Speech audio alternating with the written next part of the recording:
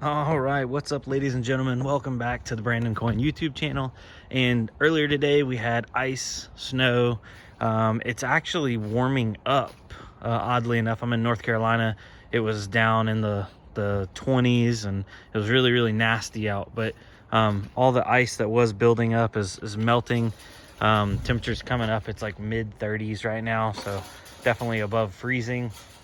So I turned my farm back on because I started seeing a bunch of people were losing power, and I didn't want a rolling brownout or anything to hurt any of the mining hardware, because I don't have my mining rigs on UPSs, because I talked about that in the previous video. It'd be really expensive and not worth it just for short periods of time when I know we're gonna have issues. We actually didn't lose any power. It did flicker a couple times, so no issues there. But as I was powering everything back on, almost everything came back to life, except, let's see here, this rig, that GPU is not showing up correctly, and this rig, for some reason, number 5, those cards aren't showing back up correctly. But I thought this would be kind of like a good experiment, because the garage almost fully cooled down. It was like 40 degrees inside the garage. I powered everything back up. It's been running for, I don't know, about 2 hours, and I figured I'd show you guys what 3 gigahash, how it heats up the garage. Obviously 3 gigahash in a better insulated house would make a lot more difference, because right now we're just, heck, half of this thing isn't even insulated. But let's see what the temperature is. So 89, that's the sensor in the top right there, and then 67 is this actual thing. So it's about 67 degrees in here. Very doable, actually. And that's with only us running for a couple about, I'd say 2 hours now. I did have to pull these panels off and stuff to manually turn stuff off. That is definitely a downfall. Let me try to power cycle this rig right here.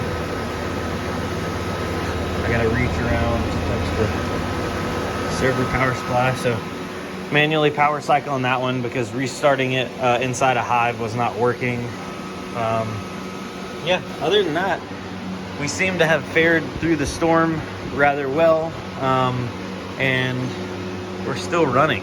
Now I do have some ideas. I think I'm going to be converting a lot of my setup to these riserless boards. I really like how dense they are, and I'm thinking I'm probably going to build a shelf or get a shelf, and then have like 2 of these side by side on each shelf, so that way it's like 16 cards on each shelf, 2 rigs on each shelf, and then break down all these 6-card rigs, because this is taking up a lot of room to run 6 cards. And in the meantime, I can get rid of the risers. Don't need those bad boys anymore.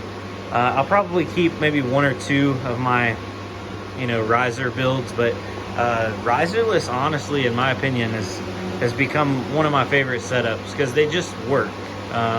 They're cost effective, and they work. Especially, I realize that now, powering them on and powering them off. Like, this entire rig is run off of this power supply. So to turn it on and off, I just push the button for that power supply. I could set that on like a remote power on and off kind of deal, but I very rarely have to turn these things on or off. So I just let them run 99% of the time.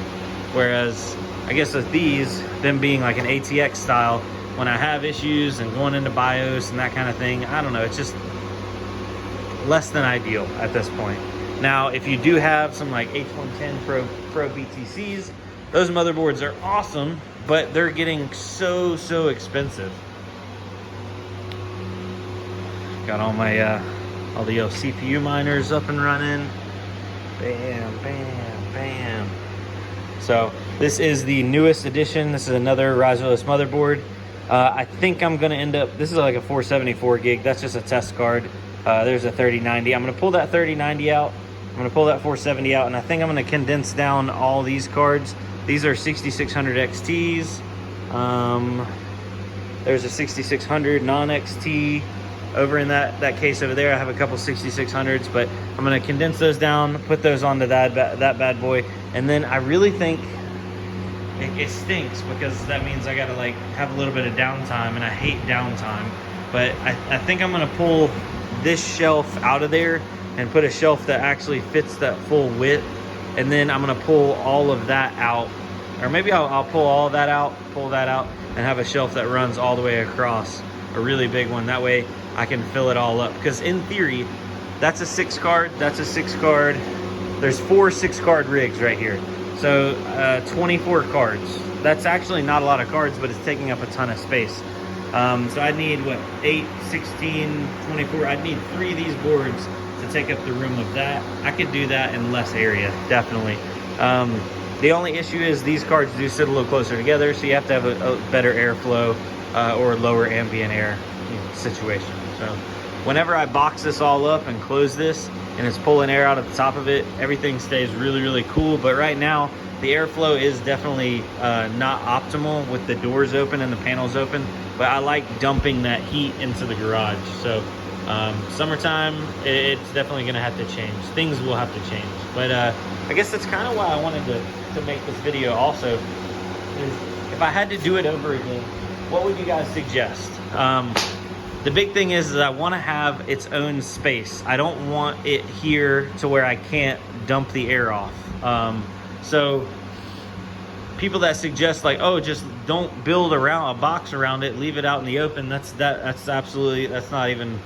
not feasible, because holy smokes, it'd be so hot in here in the summertime. I wouldn't even be able to be in here.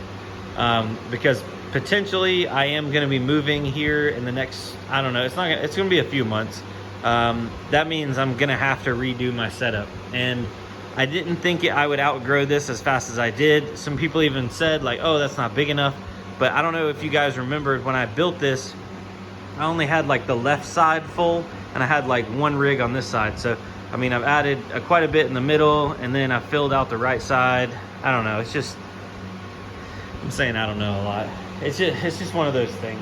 Sorry to have a rambly video. It's one of those nights. I'm just I'm tuckered out.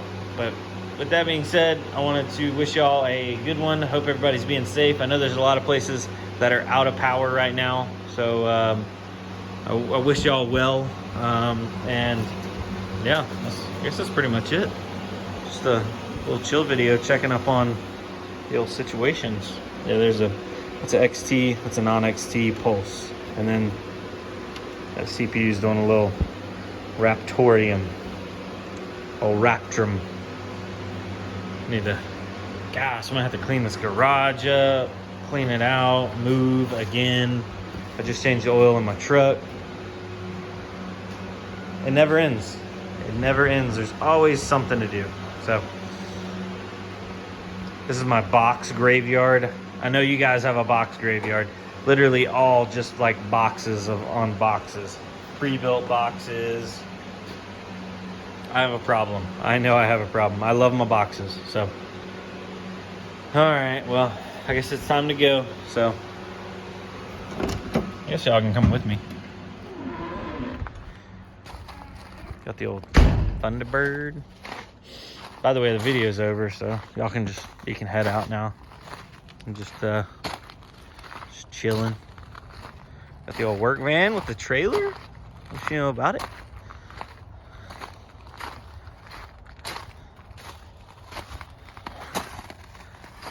Excavator. Man, it was weird. Everything was covered like over like a quarter.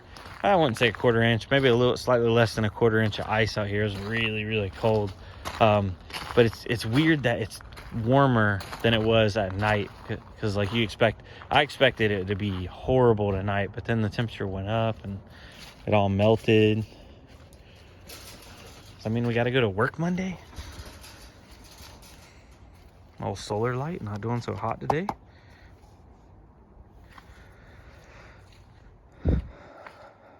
All right, well, let's go check on the wife.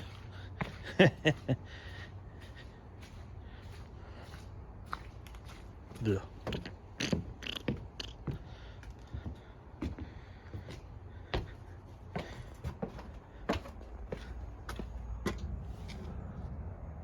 It's a dirty door. That door is so dirty. Holy smokes. Look at me. Ah! All right, guys. Later. For real. Peace.